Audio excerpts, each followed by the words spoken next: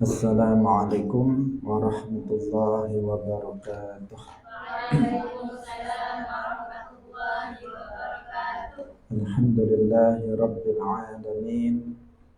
Wassalatu wassalamu ala sayyidina wa maulana Muhammadin wa ala alihi wa ashabihi tayyibin at-tahirin.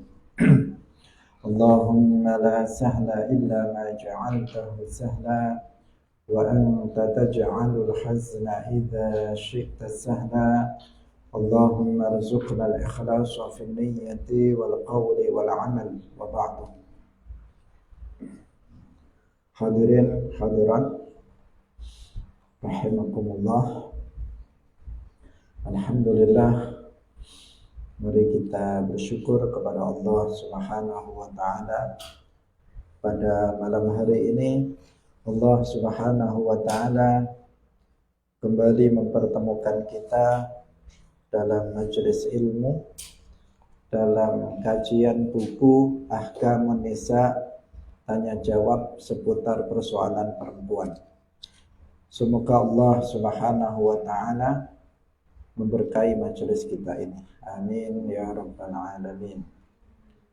Salawat dan salam semoga tetap terlimpahkan kepada Nabi Agung Nabi Muhammad sallallahu alaihi wasallam, para sahabatnya, keluarganya, serta seluruh umat Islam yang mengikuti beliau ila yaumil qiyamah. Hadirin rahimakumullah, mari kita ikhlaskan niat kita masing-masing. Kita ngaji lillahi ta'ala. Kita sampai pada bagian akhir dari buku Ahkamun Nisa, tanya jawab seputar persoalan perempuan.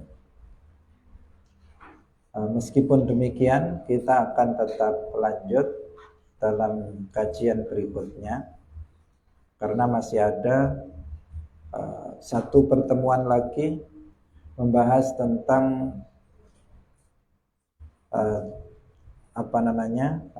pertanyaan-pertanyaan yang belum tercover dalam buku ini, tetapi sudah diajukan kepada kita. Insya Allah nanti akan kita bahas pada minggu yang akan datang. Setelah itu baru kita berpindah pada buku yang baru, yaitu buku yang kita beri judul yaitu Membina Keluarga Sholihah. Itu yang akan kita baca, tetapi bukunya hari ini lupa saya mempersiapkannya sehingga belum bisa kita perkenalkan. Insya Allah minggu depan kita perkenalkan. Kita sampai pada pertanyaan nomor 48. Bolehkah seorang perempuan menyemir rambutnya? Jadi rambutnya disemir hitam atau disemir merah misalnya, atau disemir dengan warna-warna lainnya. Apakah boleh seorang perempuan melakukan itu? Karena sering kita mendapati seorang perempuan karena sudah beruban, misalnya putih rambutnya, kemudian disemir dengan semir hitam biar nggak kelihatan tua. Atau sebagian masih muda, rambutnya disemir dengan semir pirang, misalnya warna pirang, biar terlihat keren kayak orang barat misalnya. Nah, apa hukum menyemir rambut bagi seorang perempuan? Jawaban, haram bagi laki-laki maupun perempuan untuk menyemir rambutnya dengan semir hitam. Ini hukum dasar. Nah, hukum dasar. Bagi laki-laki maupun perempuan diharamkan untuk menyemir rambutnya dengan semir hitam. Artinya yang warna hitam. Karena di situ nanti akan ada mengandung unsur penipuan terhadap orang yang melihatnya. Dikira masih muda, ternyata sebenarnya sudah tua. Nah, di sini nanti orang akan menjadi terkecoh atau tertipu dengan penampilan rambutnya yang masih terlihat sangat hitam padahal sebenarnya sudah putih misalnya. Karena unsur itulah maka hukum dasar menyemir rambut baik bagi laki-laki maupun perempuan dengan semir berwarna hitam itu diharamkan. Tetapi ada pengecualian, yaitu kecuali bagi laki-laki untuk tujuan jihad.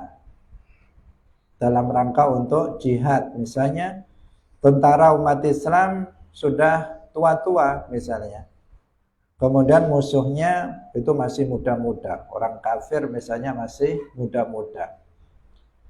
Kalau musuh nanti melihat orang Islam itu tua-tua, mereka akan semakin semangat. Oh, kita pasti menang karena lawan kita orang tua-tua misalnya. Demikian juga sebaliknya, kalau misalnya umat Islam misalnya tentara umat Islam mereka merasa lebih tua daripada musuhnya, juga akan bisa mengurangi semangat mereka, himmah mereka di dalam berjihad. Karena itulah maka dalam rangka untuk jihad boleh bagi umat Islam untuk menyemir rambutnya dengan semir warna hitam dalam rangka untuk menakut-nakuti orang-orang kafir agar mereka itu bisa down semangatnya karena melihat ternyata tentara-tentara umat Islam itu masih muda-muda sehingga mereka nyalinya bisa jatuh karena melihat umat Islam yang terlihat masih muda-muda karena rambutnya masih hitam-hitam padahal disemir. Nah, ini apa? Hukumnya boleh. Nah, hukumnya boleh apabila tujuannya adalah untuk jihad. Itu pengecualian untuk laki-laki. Kecuali juga bagi perempuan yang diberi izin suaminya untuk menyemir rambutnya dengan semir hitam untuk suaminya. Menurut sebagian ulama mazhab Syafi'i. Perhatikan, berarti di sini pengecualian di sini bagi siapa? Bagi perempuan yang sudah bersuami, bukan perempuan yang belum bersuami, yang masih gadis.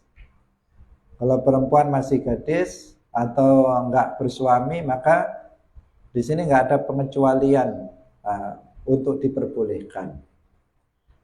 Pertama bagi perempuan yang bersuami, kemudian yang kedua diizinkan oleh suaminya. Suaminya memberikan izin kepada istrinya untuk menyemir rambutnya dengan semir hitam, dan itu untuk suami, bukan untuk yang lain. Maka itu hukumnya boleh menurut sebagian ulama dalam mazhab Syafi'i. Bisa difahami? Jadi saya ulangi lagi, menyemir rambut dengan semir warna hitam pada dasarnya hukumnya haram, baik bagi laki-laki maupun bagi perempuan. Tetapi ada pengecualian. Bagi laki-laki dikecualikan apabila untuk kepentingan jihad fisabilillah. Maka boleh bagi kaum laki-laki untuk menyemir rambutnya dengan semir hitam. Yang kedua, pengecualian untuk perempuan, yaitu untuk perempuan yang sudah bersuami mendapatkan izin dari suaminya untuk menyemir rambutnya dengan semir hitam untuk suaminya. Artinya untuk ditunjukkan kepada suaminya, bukan untuk tetangganya atau bukan untuk orang lain, tetapi karena suaminya biar istrinya terlihat awet muda, tidak tua misalnya, maka suaminya ingin istrinya itu menyemir rambutnya dengan semir hitam. Nah, di sini suami memberi izin, bahkan menyuruh misalnya istrinya untuk melakukannya, maka hukumnya menjadi boleh. Seperti yang sudah kita sampaikan, berhias secara umum itu bahkan hukumnya menjadi wajib apabila suami itu memerintah. Kalau suami memerintahkan kepada istrinya, kamu berhiaslah, maka wajib bagi istri untuk berhias. Bukan sekedar boleh atau sunnah, tetapi hukumnya wajib. Tetapi untuk menyemir, karena hukum dasarnya itu adalah haram, maka menjadi boleh apabila istri tersebut diberikan izin oleh suaminya untuk menyemir rambutnya. Karena pada masa sekarang ini orang beruban, berambut putih ini terkadang tidak menunjukkan tua, terkadang.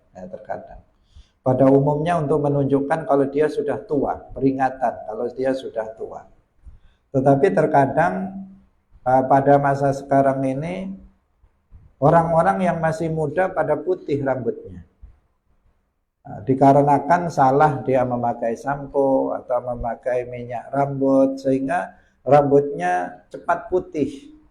Umurnya belum tua tetapi dia sudah putih rambutnya, sehingga menjadikan dia misalnya nggak percaya diri dengan rambutnya yang putih itu. Kalau diberi izin suami maka boleh.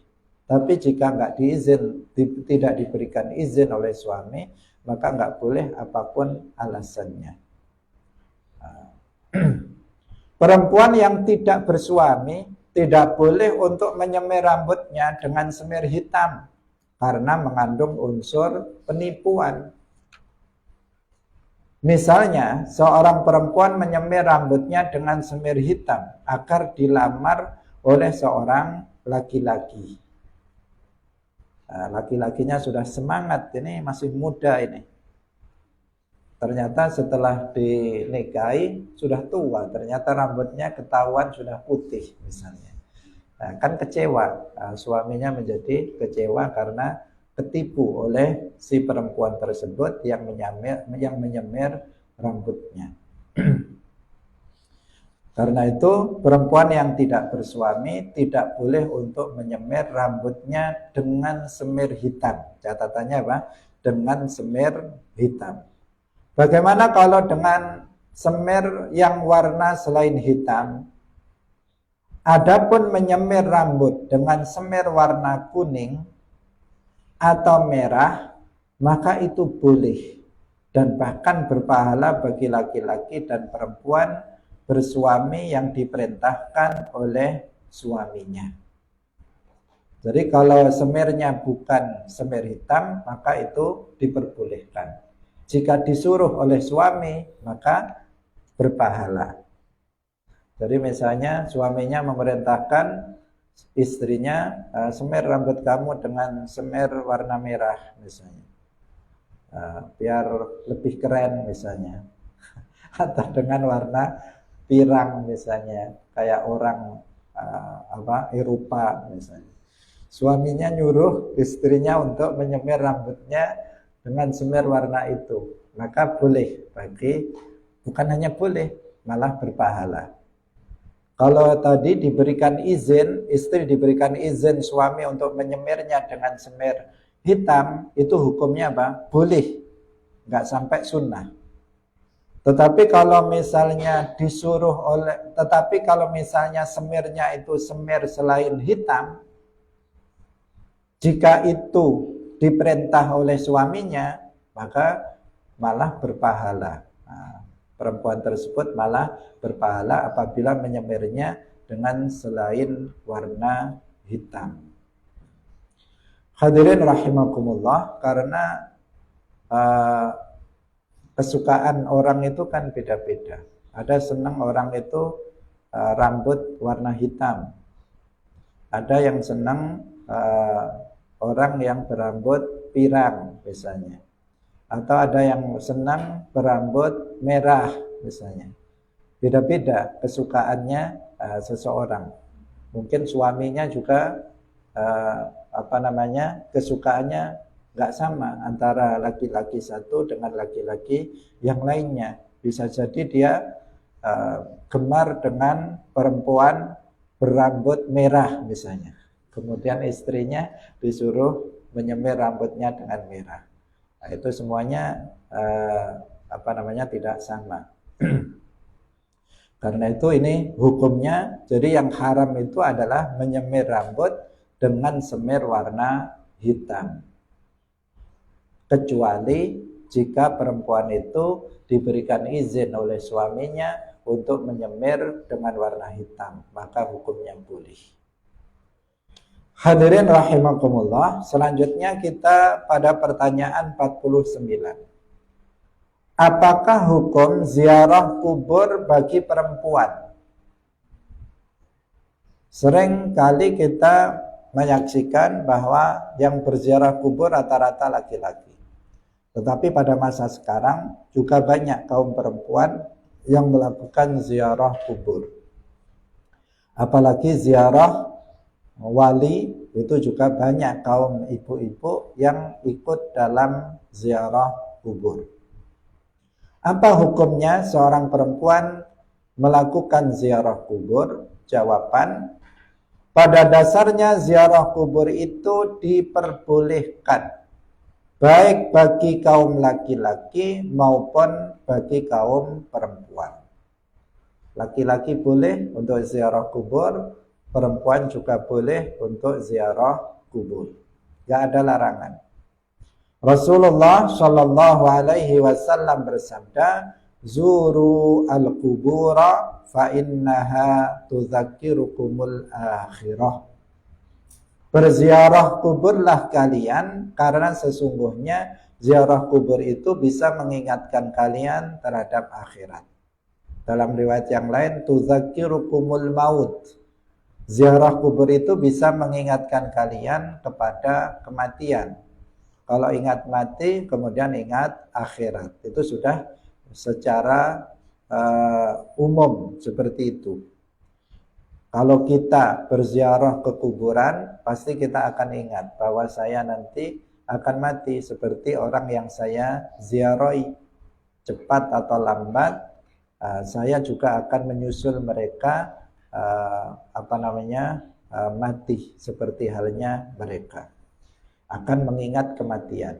Sementara seseorang yang ingat terhadap kematian, maka dia akan semakin siap untuk mati, karena tentu saja dia akan mempersiapkan diri untuk menghadapi kematian.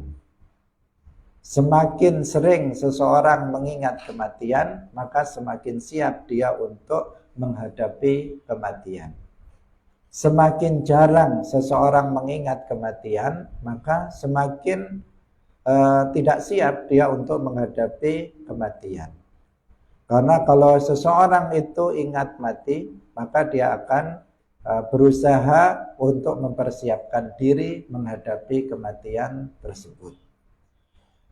Karena itu di dalam Islam kita diperintahkan untuk memperbanyak ingat mati.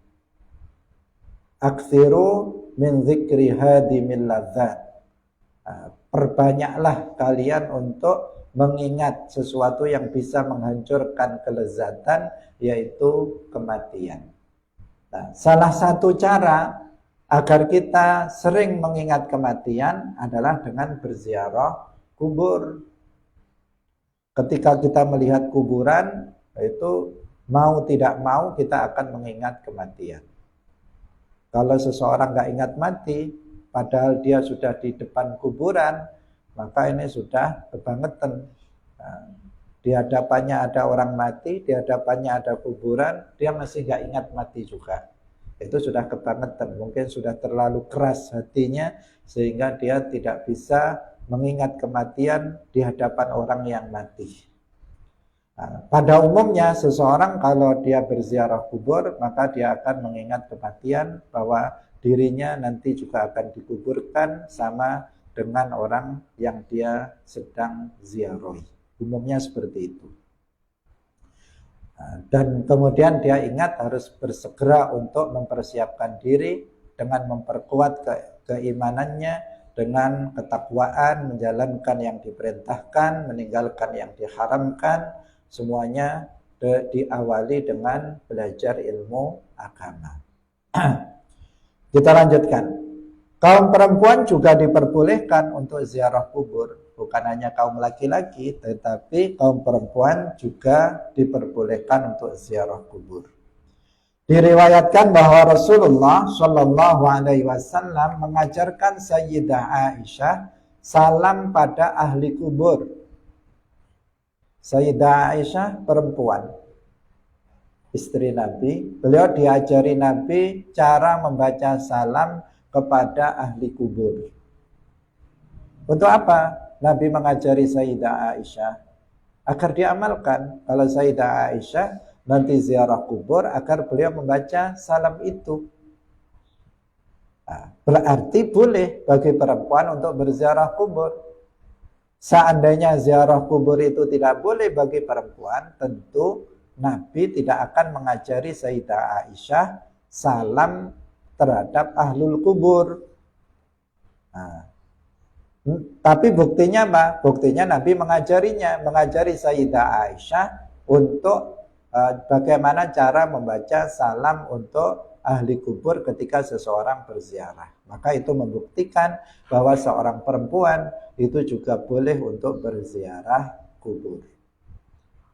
Nah, salamnya bagaimana yang diajarkan Nabi? Assalamu ala ahli diyari minal mu'minina wal muslimin yarhamullahul mustaqdimina minna wal mustakhirin wa inna insya'allahu bikum lalahiqun.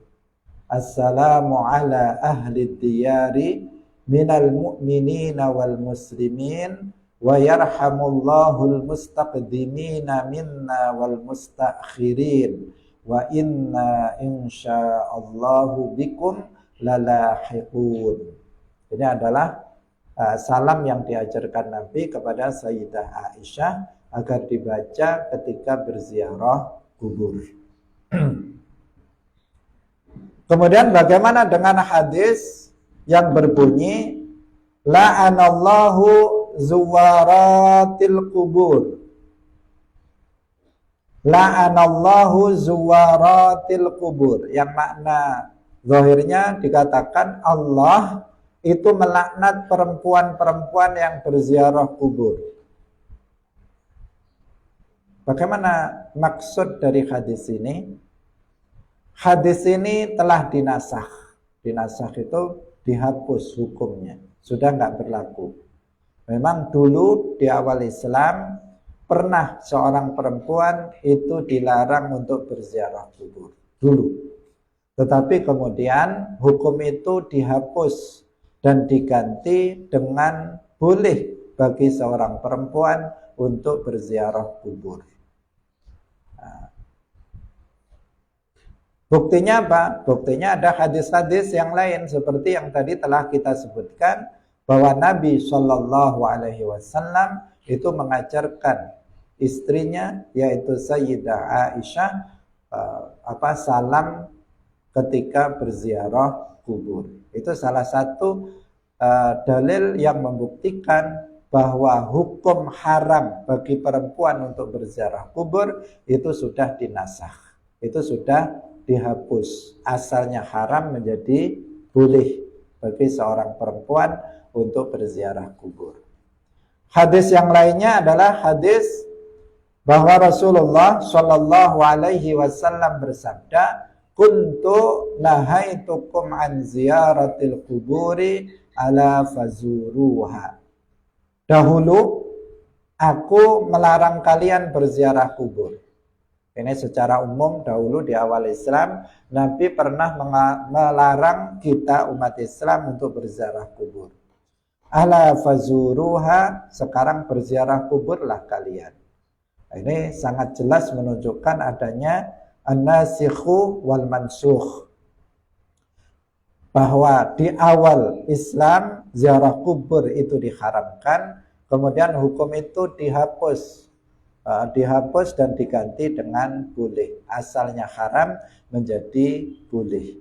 Sampai sekarang boleh bagi seorang perempuan untuk berziarah kubur. Silahkan kalau mau berziarah kubur kepada keluarganya yang sudah meninggal dunia, atau berziarah ke makam para aulia, ke makam para wali.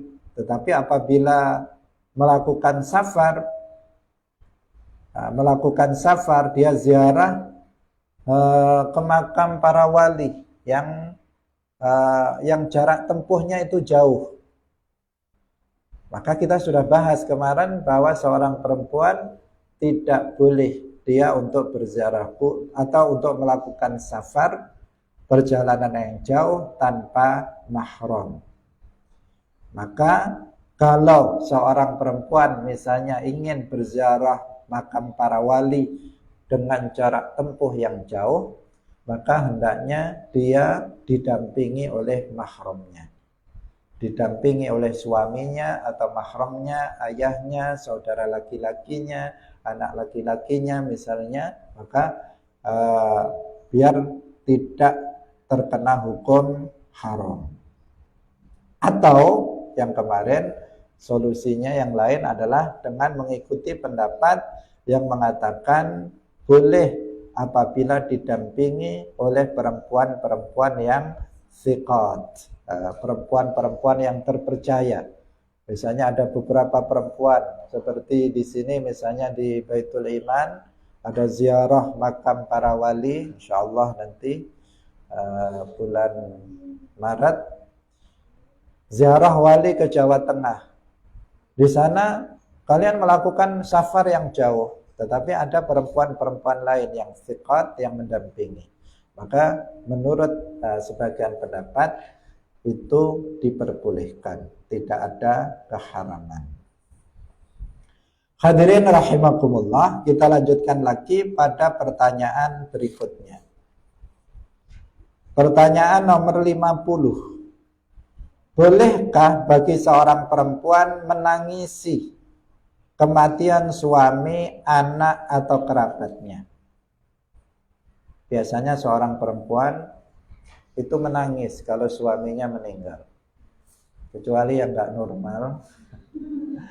Atau kalau orang tuanya meninggal, biasanya seorang perempuan menangis. Atau kalau anaknya meninggal, maka dia menangis. Itu biasanya pada umumnya. Meskipun ada juga yang dia sangat kuat sehingga dia tidak menangis ketika suaminya itu meninggal dunia.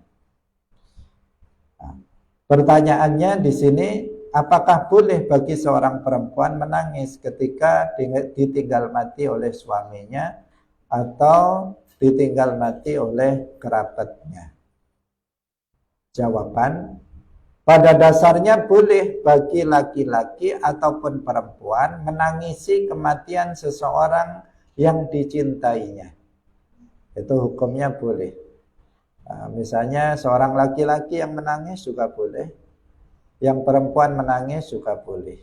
Misalnya seorang laki-laki istrinya meninggal dunia, dia menangis, boleh.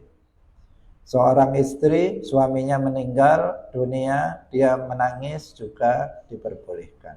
Nah, kalau anaknya misalnya meninggal kemudian dia menangis juga diperbolehkan. Itu hukum dasarnya menangis sesuatu hal yang manusiawi. Bersedih ketika kehilangan, berpisah dengan orang yang dicintainya.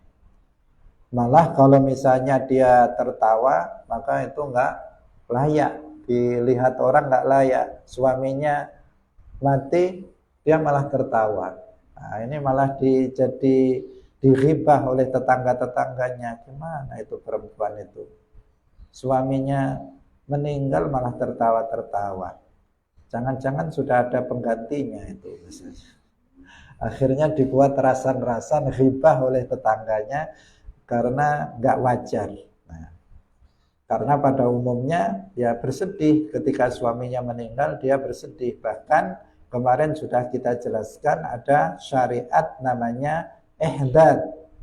Ihdad itu adalah salah satu bentuk untuk menunjukkan kesedihan, bela sungkawa seorang istri atas kematian suaminya. Nah, dia harus melakukan ihdad. Nah, dan meskipun ihdad tidak harus disertai dengan menangis. Tetapi jika seseorang, baik itu laki-laki maupun perempuan, menangis karena kematian seseorang yang dicintainya, maka itu hukumnya boleh. Kenapa? Karena Rasulullah Shallallahu Alaihi Wasallam itu pernah menangis pada saat putranya yang bernama Ibrahim itu wafat. Ibrahim kita pernah ceritakan putra dari Mariyatul Qibtiyah. Mariyatul Qibtiyah itu bukan istri Nabi, tetapi jariyah atau amat dari Rasulullah Shallallahu Alaihi Wasallam. Nabi memiliki putra dari Mariyatul Qibtiyah namanya Ibrahim. Nah, di saat Ibrahim itu masih kecil, masih lucu-lucunya kecil, ternyata kemudian ditakdirkan meninggal dunia.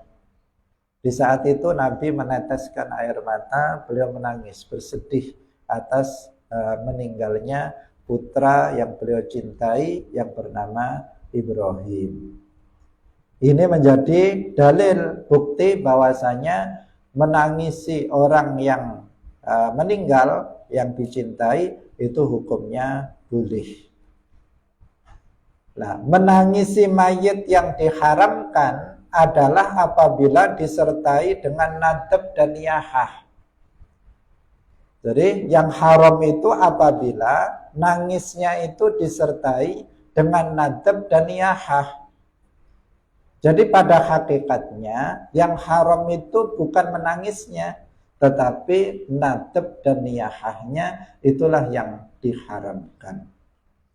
Apa itu nadab? Nadab adalah menyebut-nyebut kebaikan mayit dengan berteriak-teriak, mengeraskan suaranya. Jadi nyebut-nyebut kebaikan mayit, misalnya yang mati itu suaminya, maka dia sebut-sebut kebaikan suami dengan berteriak-teriak, dengan mengatakan dia misalnya mengatakan wahai pelindungku, wahai pahlawanku, wahai suamiku, pengayomku dan sebagainya. Dia teriak-teriak dengan suara keras seperti itu kepada suaminya yang sudah meninggal dunia.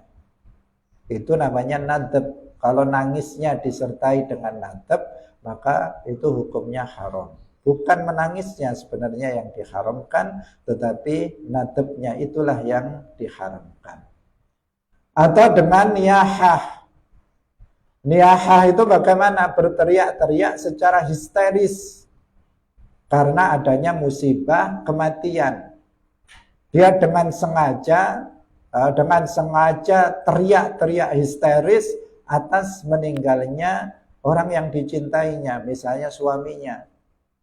Dia ginjal-ginjal teriak-teriak sambil nyopek-nyopek baju misalnya, sambil menangis histeris, bengok-bengok kalau dalam bahasa sini, teriak-teriak. Kan sering kita menyaksikan seorang perempuan yang seperti itu. Mungkin karena sangat cintanya kepada suaminya, sehingga dia tidak bisa mengontrol dirinya, sehingga dia teriak-teriak histeris, tidak bisa mengendalikan dirinya. Itu yang disebut niyahah. Tetapi niyahah ini haram apabila disengaja. Disengaja itu artinya dengan ikhtiar dia, bukan karena dia tidak mampu menahan diri. Kalau seseorang sudah lepas kendali, misalnya seorang perempuan begitu mendengar suaminya meninggal, kemudian dia akalnya sudah tidak terkendali sehingga dia kemudian teriak histeris tanpa mampu dia mengendalikan dirinya, maka dia tidak berdosa karena itu sudah tanpa kesengajaan. Tapi jika dengan sengaja, dia sebenarnya bisa mengendalikan dirinya, tetapi dia sengaja melakukan itu. Sengaja untuk melakukan itu untuk menunjukkan kesedihan dia atas wafatnya sang suami misalnya, maka itu niyahah yang diharamkan. Jadi menangisi orang yang meninggal dunia pada dasarnya itu hukumnya boleh, menjadi haram apabila disertai dengan nadab dan niyahah. Al-Bazzar dan lainnya meriwayatkan bahwa Rasulullah Shallallahu Alaihi Wasallam bersabda, "Sautani mal'unani fid dunya wal akhirah, mizmarun inda ni'matin wa rannatun inda musibatin. Ada dua suara yang dilaknat di dunia dan di akhirat. Yang pertama suara seruling ketika mendapatkan nikmat, dan yang kedua suara teriakan histeris ketika mendapatkan musibah. Yang tadi disebut apa? Niyahah. Itu termasuk suara yang mal'un, yang dilaknat oleh Allah Subhanahu wa taala baik di dunia maupun di akhirat. Maka harus diwaspadai. Seorang perempuan harus bisa menerima takdir yang telah ditakdirkan oleh Allah Subhanahu wa taala. Kita semuanya ini hidup di dunia. Setiap kita pasti akan mati. Termasuk suami istri yang saling mencintai satu dengan yang lainnya, maka dipastikan keduanya akan berpisah di dunia ini.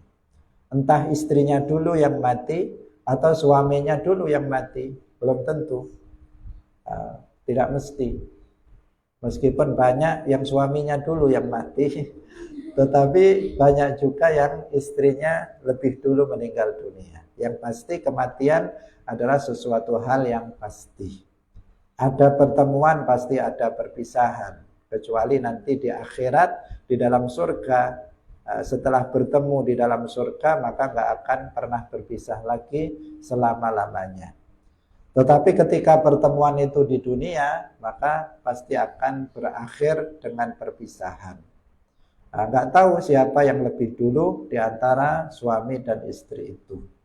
Karena itu seorang suami atau istri harus selalu siap untuk menerima apa yang telah ditakdirkan oleh Allah Subhanahu wa taala.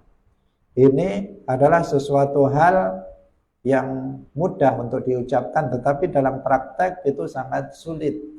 Banyak orang yang nggak siap ketika ditinggalkan oleh suaminya, atau sebaliknya tidak siap ketika ditinggalkan oleh istrinya. Artinya secara mental itu dia tidak siap. Padahal semestinya kita sudah mengetahui bahwa kematian sesuatu hal yang pasti, kemudian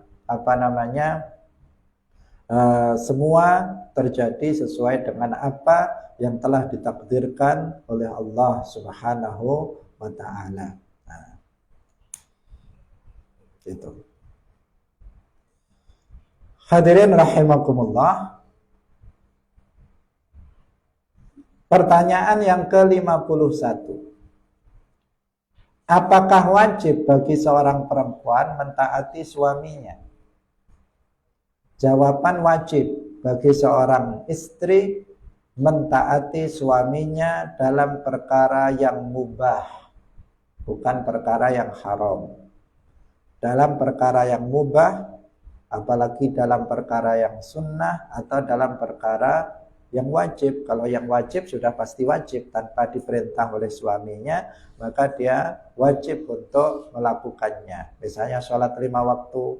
Maka meskipun suami nggak memerintahkannya untuk sholat 5 waktu, wajib bagi istri untuk melakukannya. Atau perkara yang diperintahkan itu adalah perkara yang mubah, boleh dilakukan. Boleh dilakukan, hukum dasarnya itu adalah mubah. Maka menjadi wajib apabila diperintahkan oleh suami. Seperti tadi yang kita contohkan, misalnya suami mengatakan kamu berhiaslah, maka menjadi wajib berhias bagi si istri itu. Misalnya tolong saya buatkan ini, buatkan itu misalnya. Maka nggak ada uzur bagi istri untuk melaksanakan apa yang diperintahkan oleh suaminya, maka hendaknya dia melakukannya. Akan lebih baik apabila si istri tidak menunggu untuk diperintah oleh suaminya, tetapi dia sudah memahami apa yang disenangi atau yang disukai oleh suaminya. Misalnya, suami saya pulang dari kerja, disiapkan makannya, disiapkan minumannya, disiapkan pakaian gantinya misalnya. Suami saya mau bekerja, disiapkan pakaiannya, disiapkan keperluannya yang akan dibawa. Tanpa disuruh oleh suami, dia sudah melakukannya. Maka itu akan lebih baik, karena suami nggak perlu perintah-perintah. Setiap saat perintah, setiap saat perintah. Nanti bosan juga suaminya kalau istrinya nunggu perintah. Tetapi istri sudah memahami bagaimana dia mencari ridho dari suaminya. Karena hal yang sangat penting bagi istri adalah ridho suami. Istri itu yang harus dicari dalam setiap waktu, setiap hari. Yang dicari suami apa? Yang dicari istri apa? Ridhonya suami. Bagaimana seorang istri ketika dia mati dalam keadaan mendapatkan ridho dari suaminya. Ini yang harus dicari setiap waktu.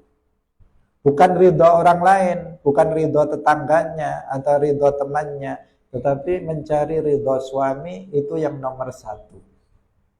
Kenapa? Karena dalam hadis disebutkan ayyumam ra'atin matat wa zawjuha radin anha dakhalat al-jannah. Perempuan mana saja yang dia mati dalam keadaan suaminya ridho terhadapnya, maka dia akan masuk ke dalam surga. Kalau ada seorang istri meninggal dunia, kemudian suaminya mengatakan, istri saya ini istri yang solihah, istri yang baik, maka perempuan itu masuk surga. Maka seorang istri hari-hari yang dicari adalah bagaimana suaminya ridho kepadanya, dengan berbagai macam cara. Nanti akan kita sampaikan tentang masalah ini dalam buku berikutnya. Nanti akan ada tips bagaimana seorang istri bisa mendapatkan cinta suaminya. Caranya bagaimana?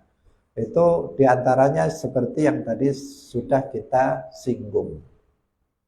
Jadi mendapatkan ridho suami adalah tujuan daripada seorang istri dalam hidupnya, karena itu adalah salah satu perintah dalam agama, perintah Allah. Taat terhadap suami adalah salah satu hal untuk mendapatkan ridho itu. Kalau suami misalnya memerintahkan sesuatu hal, kemudian si istri nggak mau melaksanakannya, kira-kira suaminya tersinggung apa enggak? Pasti tersinggung, hatinya pasti sakit. Gimana istri saya ini? Disuruh nggak mau, dia pasti tersinggung hatinya. Kalau sudah tersinggung, nanti kalau terus menerus seperti itu, kalau tersinggung sekali, 2 kali, mungkin dia masih bisa memaafkan. Tetapi kalau terus dilawan, perintahnya nggak dijalankan, maka akan tertanam dalam hati istri saya ini istri yang nggak solehah. Salah saya. Salah saya memilih istri. Ada yang kayak begitu, ternyata salah.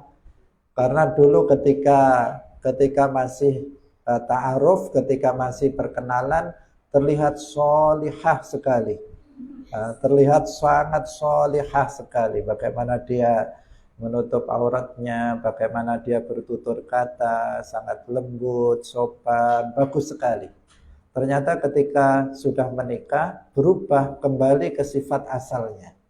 Ternyata dia hanya menunjukkannya di saat perkenalan saja, tetapi dia menyembunyikan sifat dia yang sebenarnya yang tidak baik. Ada yang seperti itu sehingga menjadikan suaminya kecewa. Kalau sempat suaminya nggak ridho terhadapnya, maka akan membahayakan terhadap istri itu keselamatannya nanti di akhirat. Caranya adalah dengan mentaati apa yang diperintahkan apabila itu berupa sesuatu hal yang mubah. Kalau sesuatu itu yang haram, jelas itu tidak boleh ditaati. Dalam hadis Rasulullah Shallallahu Alaihi Wasallam bersabda, "Idza shallatil mar'atu khamsaha wa shamat syahraha wa hafizat farjaha wa ata'at zawjaha qila laha udkhuli al-jannata min ayyi abwabil jannati syi'ti. Enak jadi perempuan. Nah, enak jadi perempuan. Jadi untuk masuk surga bagi perempuan itu mudah. Meskipun mudah, tetapi jarang perempuan yang bisa melakukannya. Kuncinya cuman ini. Yang pertama, apabila seorang perempuan itu sholat 5 waktu. Zuhur, asar, maghrib, isya, subuh dijalankan dengan benar, sesuai dengan ilmu. Sesuai dengan ilmunya, tentu saja sesuai dengan ketentuan syariat Islam. Berarti dia harus belajar ilmu agama, ilmu fardu ain, untuk bisa melaksanakan sholat 5 waktu. Berarti keimanannya juga sudah benar, karena sholat tanpa akidah yang sahihah, akidah yang benar, maka sholatnya nggak akan benar juga, nggak akan sah.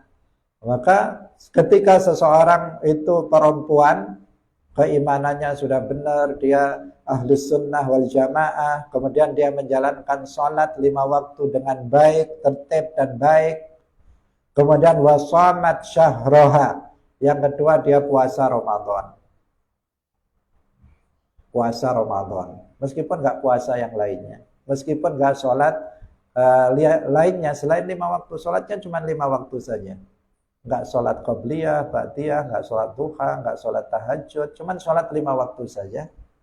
Kemudian dia puasa Ramadan, nggak puasa Senin Kemis, nggak puasa yang lain-lain, hanya puasa Ramadan saja. Wa hafizat farjaha, dia menjaga kemaluannya, artinya dia tidak berzina. Wa ata'at ba'alaha, yang keempat dia taat kepada suaminya. Dia taat kepada suaminya. Cuman 4 saja. Maka dikatakan kepadanya, wahai perempuan yang seperti itu, masuklah kamu ke dalam surga dari pintu mana saja yang kamu kehendaki. Mau lewat sana, mau lewat sana, mau lewat sana, silahkan masuk saja. Terserah kamu.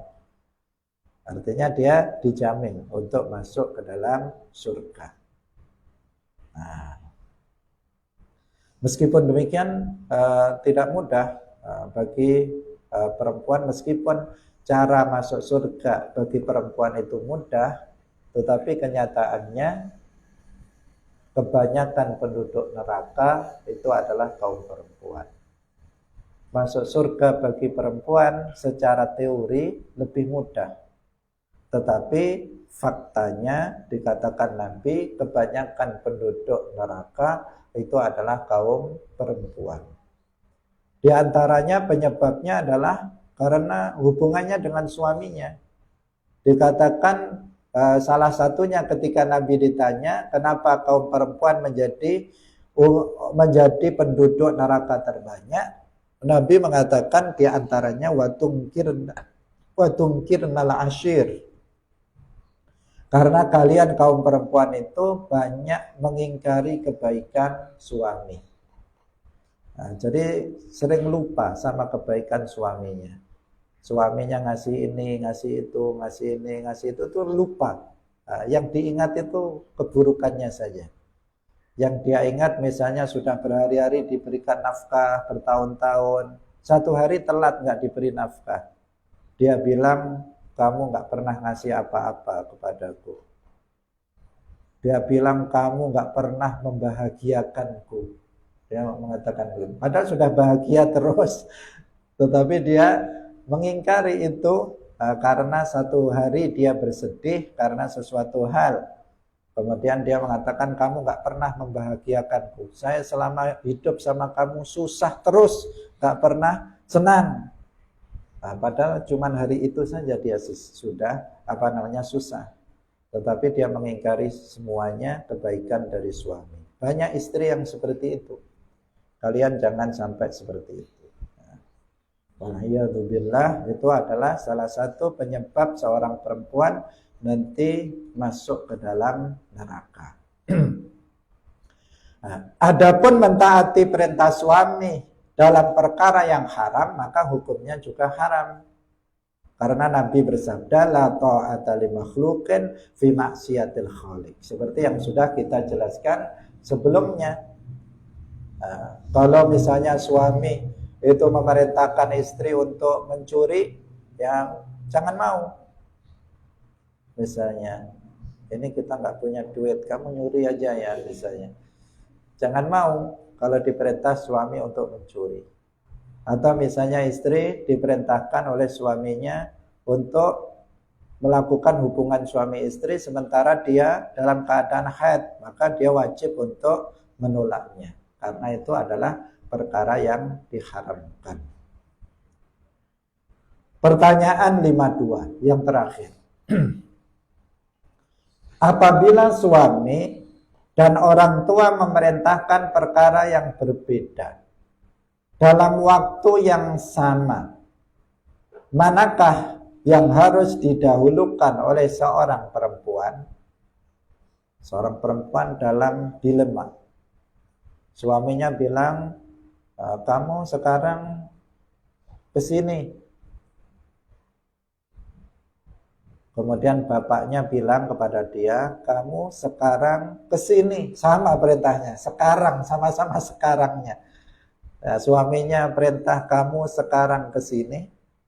Nah, sementara bapaknya bilang kamu sekarang ke sini. Siapa yang didahulukan, suaminya atau bapaknya? Jawaban.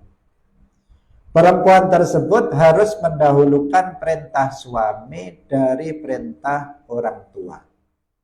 Jadi suaminya dulu yang diikuti baru orang tua. Ini untuk perempuan seperti itu. Karena hak teragung bagi suami, bagi istri itu adalah suaminya. Nah, karena jika si istri itu mengikuti orang tuanya, maka keluarga dia diambang kehancuran. Kalau sempat si istri itu mengabaikan perintah suami dan mengikuti perintah kedua orang tuanya, maka di sini keluarga dia diambang kehancuran. Kenapa? Istri, suami pasti akan tersinggung berat, dan bahkan suaminya bisa menceraikannya. Kalau itu sempat dilakukan oleh seorang istri, apalagi berkali-kali dia melakukan hal yang seperti itu. Karena itu sama saja nggak memanusiakan suaminya, nggak menguongkan apa namanya suaminya, seakan-akan suaminya nggak ada, dianggap nggak ada, keberadaannya dianggap nggak ada, sehingga nggak perlu didengarkan, nggak perlu diikuti apa yang diperintahkannya. Karena orang yang paling berhak atas seorang perempuan adalah suaminya. Dalam kasus yang sama, jika terjadi pada seorang laki-laki, maka dia harus mendahulukan perintah orang tua dari keinginan istrinya. Itu kalau laki-laki, misalnya suami, istrinya bilang, Mas di rumah saja misalnya. Orang tuanya bilang, kamu ke sini. Nah, beda ini. Dalam waktu yang sama, keinginan istri dan keinginan orang tua berbeda. Maka di sini bagi suami ikut orang tuanya, jangan ikut istrinya. Jangan mengikuti kemauan istrinya, tetapi dia mengikuti kedua orang tuanya. Karena di sini seorang laki-laki dia harus berbakti kepada kedua orang tuanya. Dan seorang istri yang solehah harus paham itu. Seorang istri solehah harus paham bahwa suaminya dia harus berbakti kepada kedua orang tuanya, sehingga si istri harus mendukung suaminya dalam birrul walidain, dalam berbakti kepada kedua orang tuanya. Jangan malah suaminya dikompor-kompori untuk durhaka kepada kedua orang tuanya.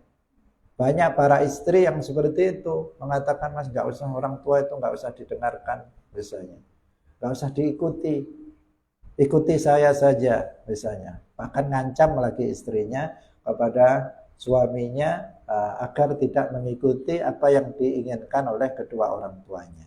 Ini istri yang nggak baik, jelas istri yang nggak baik yang seperti ini, yang menginginkan suaminya bermusuhan dengan kedua orang tuanya. Padahal semestinya dia mendukung suaminya untuk mentaati kedua orang tuanya. Istri yang solehah seperti itu. Karena nanti ini juga akan ada kaitannya dengan kebahagiaan mereka berdua selaku suami istri dalam sebuah keluarga. Karena ridho dari kedua orang tua itu sangat penting bagi seseorang untuk mendapatkan kebaikan, kemaslahatan dalam kehidupannya di dunia dan di akhirat. Karena orang yang paling berhak atas seorang laki-laki adalah ibunya. Orang yang paling berhak atas seorang laki-laki adalah ibunya. Orang yang paling berhak atas seorang perempuan adalah suaminya. Ini harus diingat-ingat, ini hadis Nabi. Rasulullah bersabda, "A'zamun nasi haqqan 'alal mar'ati zawjuha wa a'zamun nasi haqqan 'alar rajuli ummuhu." Hak yang paling agung atas seorang perempuan adalah suaminya, dan hak yang paling agung atas seorang laki-laki adalah ibunya. Ini hadis ini harus betul-betul dihafalkan, dipahami secara benar-benar. Karena kehancuran rumah tangga itu sering berawal dari sini, yaitu mulai dari hubungan dengan orang tua. Biasanya sering sekali terjadi kehancuran di sini. Apalagi ketika suami istri bertempat tinggal bersama mertuanya atau bersama orang tuanya. Maka di sini rawan apabila si suami nggak paham agama, si istri nggak paham agama, maka itu sangat rawan akan hancur keluarga itu. Karena ketika misalnya suaminya, ketika orang tuanya misalnya tinggal di rumah mertuanya, seorang istri tinggal di rumah mertuanya, berarti di rumah orang tua dari suaminya. Di sini ketika orang tua suaminya itu misalnya mengatur suaminya, si istri terkadang dia tidak rela, dia terkadang tidak ridho. Atau bahkan ketika misalnya suaminya ngasih uang kepada kedua orang tuanya, kadang dia juga marah. Nah, di sini berbahaya dia.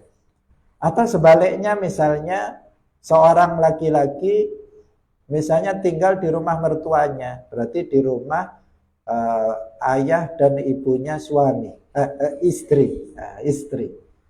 Maka di sini juga rawan ketika si istri misalnya lebih mengikuti kedua orang tuanya, suami sudah di rumah orang, nggak didengar lagi oleh istrinya, maka suami bisa minggat, bisa pergi tanpa pamit kepada istrinya dan meninggalkan istrinya selamanya. Jika itu terjadi, rawan, sangat rawan hubungan masalah dengan suami istri dan kedua orang tua.